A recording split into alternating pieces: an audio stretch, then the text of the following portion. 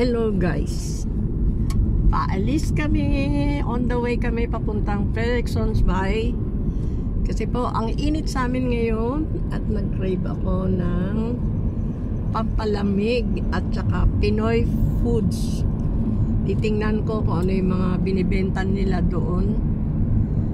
Medyo malayo to sa amin pero nanggaling kami ng Nordhavn at Langelinia, so samahan nyo kami. On the way na kami. Ito yung may tunnel guys. May dinaanan kaming tunnel. Nandito kami sa loob.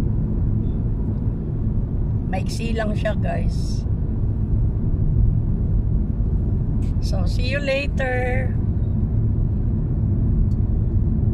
Dahil nagkikraving ako sa pampalamig ng Pinoy, nagtanong ako sa mga kaibigan ko kung saan ako makakabili noon. At itinuro nga ako dito. Kaya first time ko lang makakarating dito dahil dito pwede nang mamili ng Pinoy products at may kainan din. Ganda ng weather talaga ngayon. Grabe. Dito sa loob ng car, 26.5 ang temperature. Sobrang tagal na talaga hindi ko nakakain itong Pinoy dessert natin kagaya sa Pilipinas. Ayan na guys, ito yung shop. Monet Asian Shop. May mga tinda sila diyang mga Filipino products. Ayan guys, pasok na kami.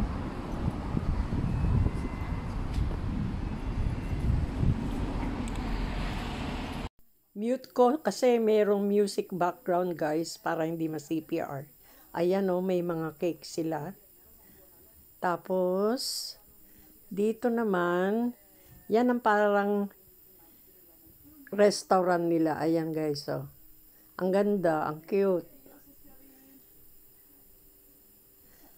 At doon naman sa loob, yung mga Pinoy products.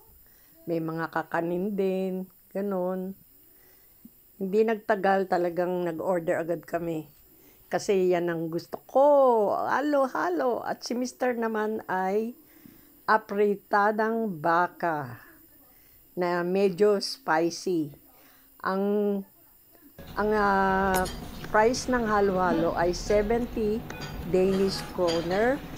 At yung menu nila na may rice at beef, 89 kroner. O diba, ang laki ng portion. Sabi ni Mr. hindi niya daw mauubos kahit na gustong-gusto niya yung beef. Kasi medyo spicy guys. Hindi siya palaban sa spicy. Kaya sigurado yung tira niya sa akin. Pero ako, hindi ako kumain yan na may rice. Kasi talagang gusto ko yung halo-halo lang guys. Kasi nagkikraving talaga ako. Sobrang tagal ko nang hindi nakakain yan. Grabe. Kaya solve na solve ako. Si Mr. sabi niya, masarap daw. So, ayan guys. Naubos ko. Naubos ko talaga. Yung kay Mr. may tira pa. Ayan o. So, tapos na kami guys. Ang dami na bili namin. Meron din bawang, green peas, pang snack. Ayan o. Maganda yung store nila. Store na meron pang restaurant. Ganda.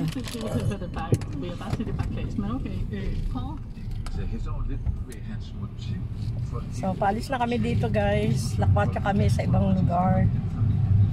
Thanks for watching. Bye.